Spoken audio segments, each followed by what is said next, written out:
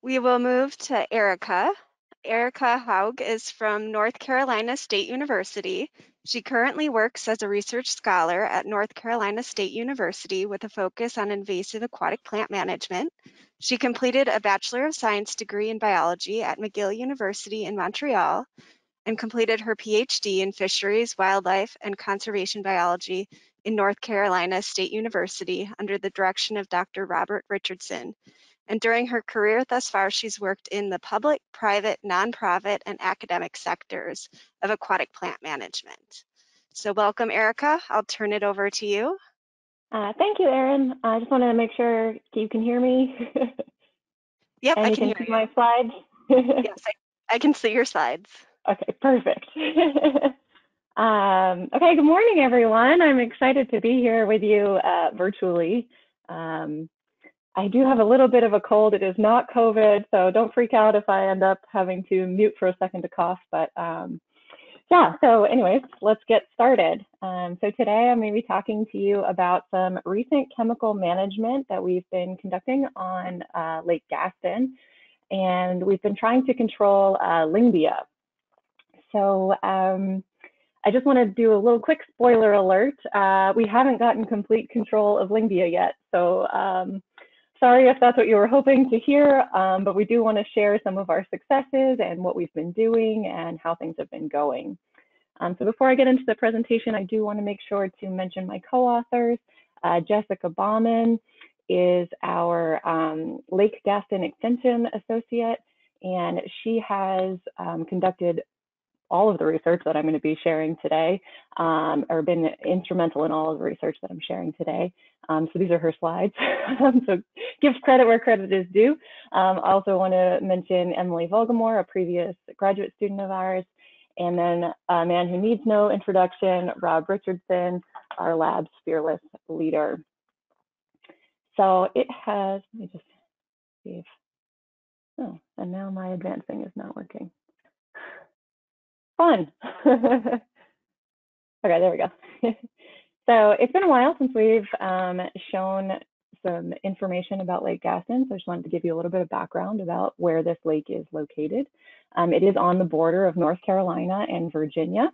It's about 20,000 acres, so a very big water body, 350 miles of shoreline with tons of development. So there's just houses dotting all of these crazy coves. It is listed as a mesotrophic / eutrophic water body, tends to lean towards the eutrophic side of that. And it's primarily used for power generation. And in fact, that's why they originally dammed up the Roanoke River to form Lake Gaston. It is a source of drinking water for Virginia Beach. And then lastly, because of all that shoreline development and also the lot of lake access points, this is heavily utilized for recreation. So I just wanted to go over a couple of relevant water quality parameters. First, I'm showing here is Secchi depth. This is in meters. And then along the x-axis, I have different watersheds that are feeding into Lake Gaston, and these are the coves. These are averaged over the course of an entire year with monthly interval sampling. So I have a line here at the 1 meter mark. And mostly I just wanted to show you Secchi disk to let you know that the water clarity is quite a bit lower in Lake Gaston as compared to some of the water bodies you're used to. So if I say I can't see the bottom, I really mean I can't see the bottom. So we'll move on from there. Other water quality parameters that are relevant, certainly total phosphorus when we're talking about algae and algae control. So again, we have these watersheds. Again, this is upstream, and this is the most downstream portion of the watersheds. And then we have total phosphorus in parts per billion here on the y-axis. Here we've got a red line that is showing 30 parts per billion. So that 30 part per billion mark is where the EPA says above 30 parts per billion, you're going to start having algal bloom problems. You're going to start having macrophyte problems, etc. So what you'll notice is we are above that across the board. So not great news for us. But what's interesting is if you look down here in this lower graph, on the y-axis, I'm showing chlorophyll A in parts per billion, and then again have those different main coves in the lake or tributaries. And I have a red line here at 10 parts per billion. So this is where the EPA says above 10 parts per billion, you're going to start noticing that you're having algae problems. Below 10 parts per billion, it's maybe a little less noticeable. So you'll notice that a great number of our tributaries are below this 10 part per billion mark, which is interesting considering how high our phosphorus is. And there could be a number of reasons for this, but one of the big key reasons is going to be turnover. So this is a run-of-the-river reservoir, so we have a lot of water turnover in Lake Gaston. And so that just kind of keeps these bloom conditions from really having the time to set up. So we're here to talk about Lyngbya, so let's get into what Lyngbya is. Most of you know it's been renamed Microcera woolii, but I'm going to refer to it as Lyngbya. We'll call it a common name, but it's totally not because I can't remember the new name. In any case, it is a filamentous cyanobacteria. It is a blue-green algae. It's also a potential toxin producer. So the reason I have this word potential here is we haven't confirmed toxin production in Lake Gaston as of yet. In Lake Gaston in North Carolina, during the colder winter months, it tends to remain pretty benthic. So just way down on the bottom of the lake, it's still quite alive and happy. It's just chilling out there on the bottom. In the summer months, it becomes a lot more problematic. So we get a lot of gases forming, and then we get these surface blooms forming from that. And they form these thick hair-like mats, and that tends to get caught up in boat props. It's annoying to swim through, certainly lots of recreational impacts there, in addition to a really strong odor, which is geosmin. If you don't know what that smells like, I tend to think of if you let some lettuce sit in your fridge too long, it starts to get into that liquefied state. I think that's pretty similar to the smell of geosmin. So no surprise here, Lyngbya is difficult to control. That's why we're talking about it today. There's a lot of reasons it's difficult to control. One of the main reasons is going to be this protective sheath it has here. And another reason is that it has thick mats that it's formed in. So if you spray the top of the mat, you might be burning off those top cells or filaments, but you wouldn't be getting the filaments below that. In addition to that, Lyngbya is able to actually move in and amongst or in throughout the mat via gliding motility. And so it can move up and photosynthesize to the top of the mat, and then it can move down to the sediment interface and get all the nutrients and food that it needs. So it's a pretty tough cookie right here. So just showing you where it is on Lake Gaston. This is our volunteers survey data. So yellow dots are going to be representing surface mats. This was in the fall of 2020. Green dots progressing through red dots are going to be progressively more dense patches. And basically, to summarize this slide, Lyngbya is like everywhere on Lake Gaston, so very much a big problem. We have about 1,200 acres that we wanted to manage in 2020. So this graph here is just showing sort of progression over time of Gaston aquatic plant management. So we've got 2012 all the way through 2020 here. And on the y-axis, we have the estimated acreage. In blue, I'm showing hydrilla, and in orange, I'm showing Lyngbya. So the key thing to note here is that hydrilla is going down, and we're getting less and less acreage. So that's due to our active management. So yes, that's a win. Unfortunately, you also may notice that Lyngbya is going up through time. And there's sort of this inflection point in 2015 and 2016 when we really started to notice Lyngbya getting out of control. So 2017 is when we began Limbia treatments. And that treatment program was initially led by AJ Reyes, who many of you may know from the Northeast. He's since left us, and Jessica Bauman has taken over the program in 2018. So when AJ started trying to figure out this Limbia thing, there was a big problem, and that was, how do we evaluate if our treatments are working? Certainly in macrophytes, we have a lot of standard protocols to follow, right? So you can do a point intercept survey, you can look at, use CI biobase to calculate, your volume of the water that's being taken up, et cetera. But we really didn't have that plan for Limbia. And so AJ sort of developed this methodology, adapting a macrophyte methodology using a twist rake.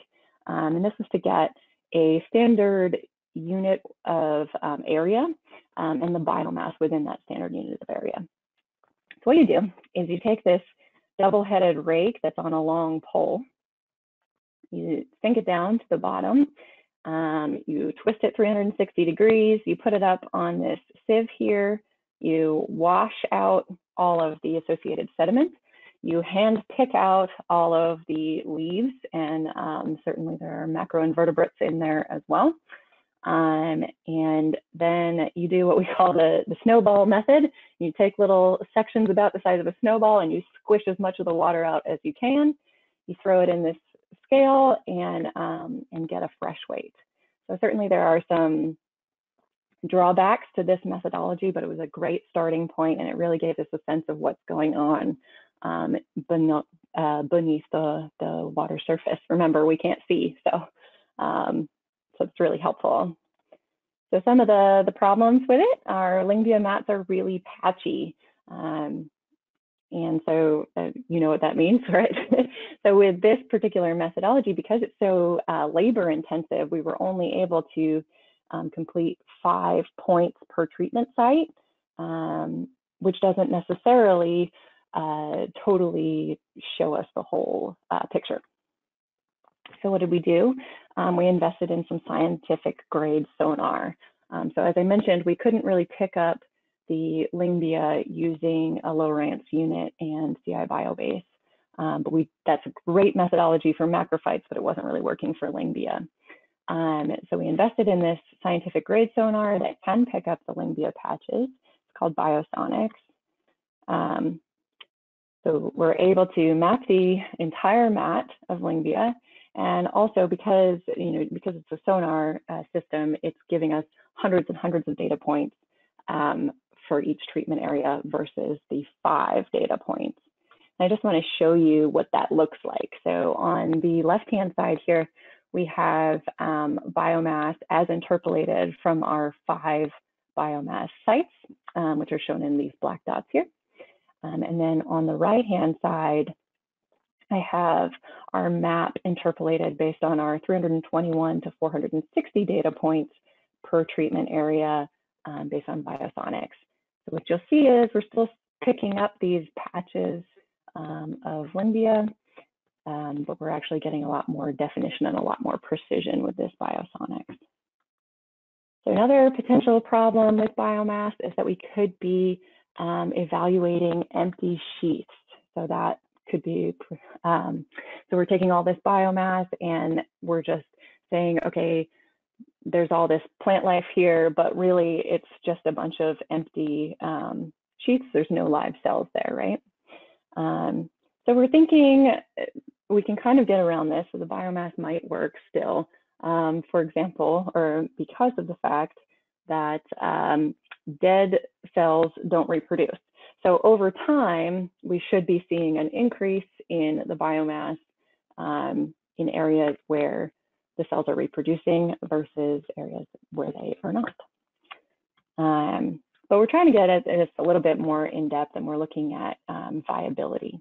So we want to look to be able to quantify this on a cellular level. A couple of different ways we're going to do that.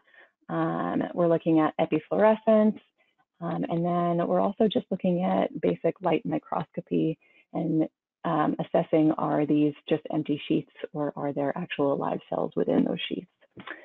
Still working on a full quantitative protocol. Stay tuned for 2022 for that. So now that we know how to measure whether or not our treatments are working, we can talk about the actual management here. So one of the first questions in management is, when do I start treating? So you'll notice here from 2017 to 2019, we started in and around the June-July timeframe. No coincidence, that is about the time of the start of the fiscal year. We went through to October. This was a pilot program.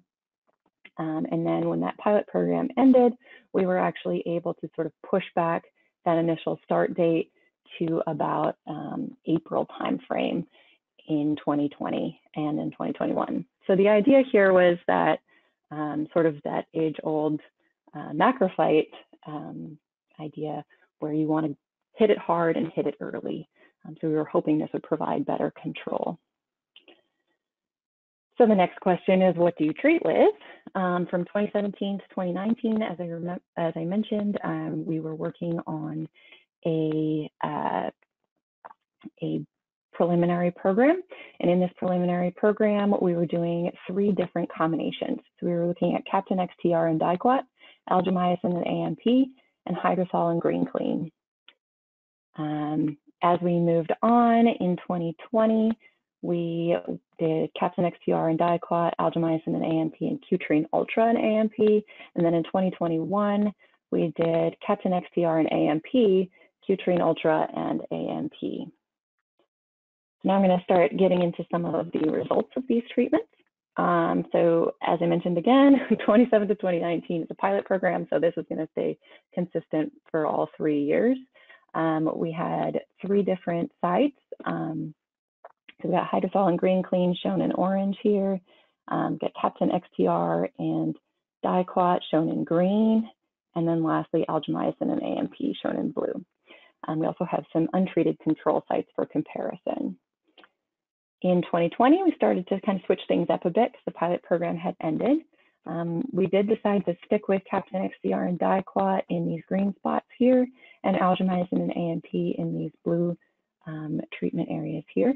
But we added a different type of plot, which we're calling an experimental plot, and I'll explain what that is next. And so essentially, we were a little concerned with how spread out our plots were and the differences in, say, water quality and the environmental conditions that those particular plots were exposed to. So we wanted to make sure we were comparing apples to apples, and so we put the treatments within the same cove. Spaced out enough that we felt confident that we weren't getting, overlap of the treatment into each other. But nonetheless in the same cove, so we could compare, as I mentioned, apples to apples. So for this program, our presentation, I'm going to be focusing on 2019 and 2020 data. So we'll start with 2019. So this is our just initial data. So we've got control points in red, and then Captain XTR in blue, followed by algamycin and AMP in green, followed by hydrosol in green clean sites in orange. All the way on the left here, I've got pre-treatment, then I have mid-treatment in August, and then post-treatment in November data. And all this data is log transformed mean fresh weight. So what we would want to see is all of these colored dots, blue, green, and orange, to go progressively downward as the treatment progresses. And unfortunately, that is not the pattern that we were seeing, but I already spoiled that for you, so no surprise there. This is another way to look at our data. So here we're showing each of the sites individually, their pre and post management, again, fresh weight, log transformed. So I have the controls over here, untreated, followed by Captain XTR and Diquat, followed by algamycin and AMP, and then followed by hydrosol and green clean. And so what you can see here is that given our ANOVA test, the controls, Captain XTR and algamycin, we saw no significant difference. And certainly that's not ideal. We would like to see a significant difference. We'd like to see a significant decline, but it was something. We did see a significant difference in the hydrosol sites, and that was a significant increase in biomass. Now, before you go and remove hydrosol from your projects, I just want to give a couple caveats here. So as I mentioned, these were all exposed to different environmental conditions, so that could have been impacting this increase in biomass. And then also, we really have to pay attention to strain differences when we talk about algae. So our strains in Lake Gaston are not going to be the same as your strains, and they may behave differently in response to these chemicals. That's my caveat. So just to summarize, no treatment completely controlled the Lyngbia mats. Captain, XTR, and algamycin sites did appear to perform better than hydrosol sites in 2019 in Lake Gaston. Now this graph, there's a lot going on. I just wanted to give you a little bit of an insight into some of the laboratory studies we've been doing to sort of bolster our data. This study was conducted by Emily Volgmore, now of Solitude. It was a single filament analysis, and basically she took one filament of a certain size and she put it into a test tube and bathed it in chemical treatment. So you might be wondering, why are we seeing up to 350% control? This has to do with the fact that when Lyngbia are stressed out, we found that they often will sort of fragment into a bunch of hormogonia and reproduce. So this percent reflects that increase in viability, and then of course the subsequent death, because we're talking about percent control. So some key things to note here, these are untreated controls for comparison, and several of our combinations with Captain XTR did see significant increases in percent control as compared to some of the other treatments. So just sort of another, certainly this is not a natural situation for Lyngbia to be in all by itself, cut to an exact length, et cetera, but definitely another tool, another bit of data to add to our repertoire. So moving on to 2020, again, as I mentioned, we added in Q-Trine Ultra and AMP in 2020. So this data is going to be focusing on that biosonics data that I mentioned earlier, so that scientific grade sonar. And first and foremost, again, in 2020, we don't see a rapid decline of Lyngbia. We don't see a ton of control. But there are some interesting things to note here.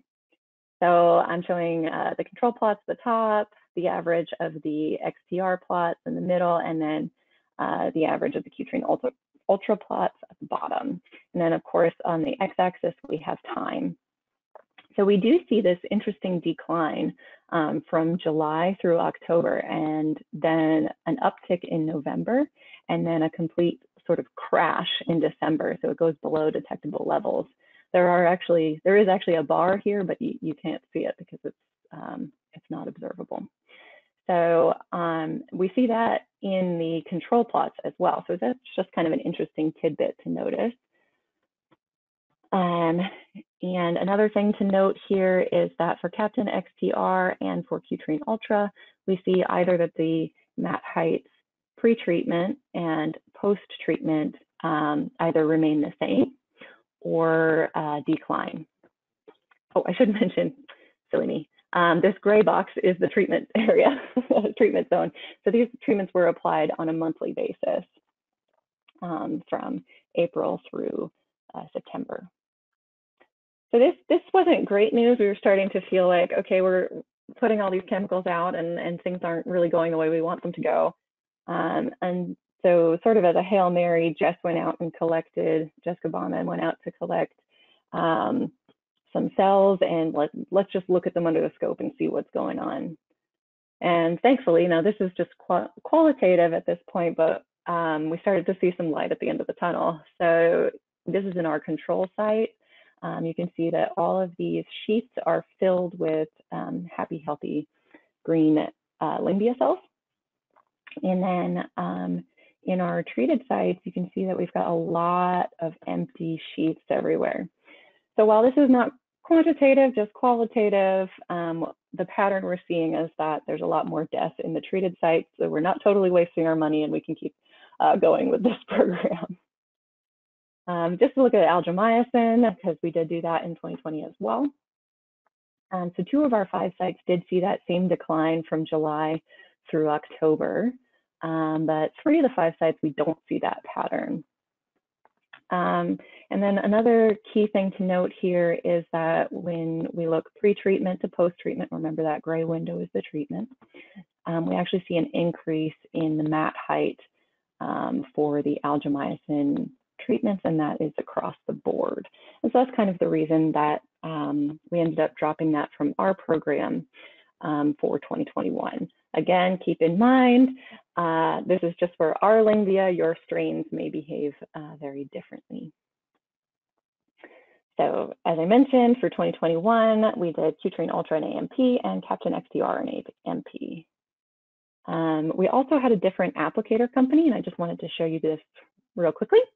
So Aqua Services has a patented application system, and this system here, it moves up and down hydraulically in response to the bottom contours.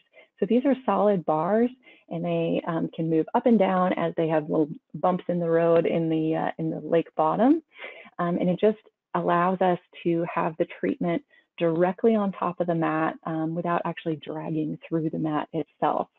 So we were very excited to try out this new technology.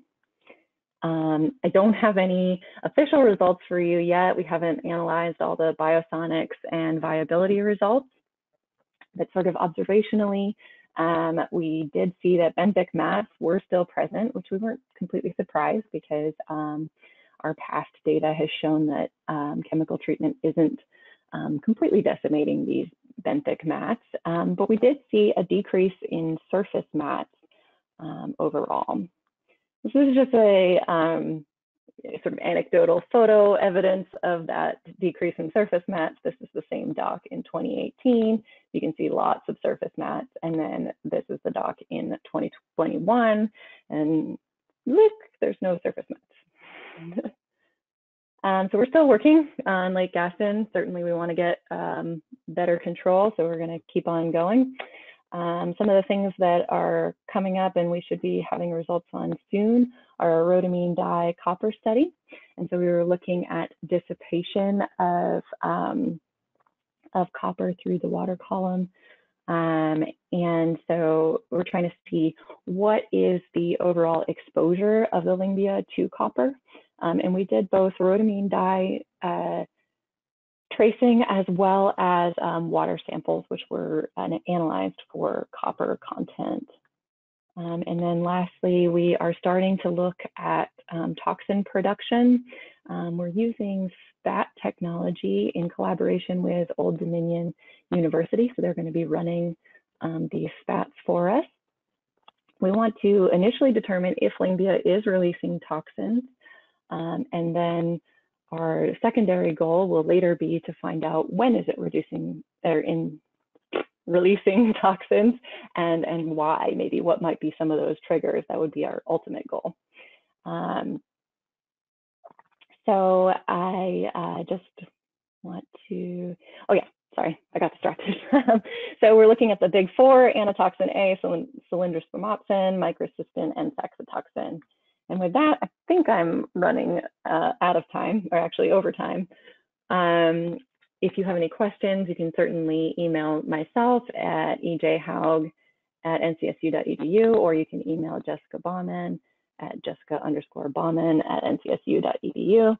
Please follow us on Instagram, and thank you. Thank you so much, Erica. There were a couple of questions that popped up in the question box that are pretty quick, it looks like. The first was, Okay. what is AMP? Oh, yes. So AMP is it's an adjuvant that's that's added. It used to be produced by, well, now it's produced by CPRO. But basically, it's to help get those chelated coppers into the cells. So the idea is that it helps to break down that protective sheath, Okay. which is an additional product you can add. And then another one is were these Lingvia monocultures or were other benthic cyanos present? That's a great question. Yes and no.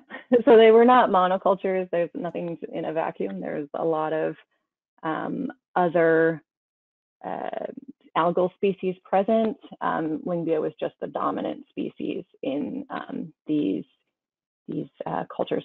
We do want to, I should mention, we're trying to get some genetics done in the future to kind of look at strain differentiation and also to confirm that what we're looking at is Lingvia. It has been confirmed by light microscopy by psychologists, but we want to genetically 100% confirm that. Great. Thank you so much, Erica.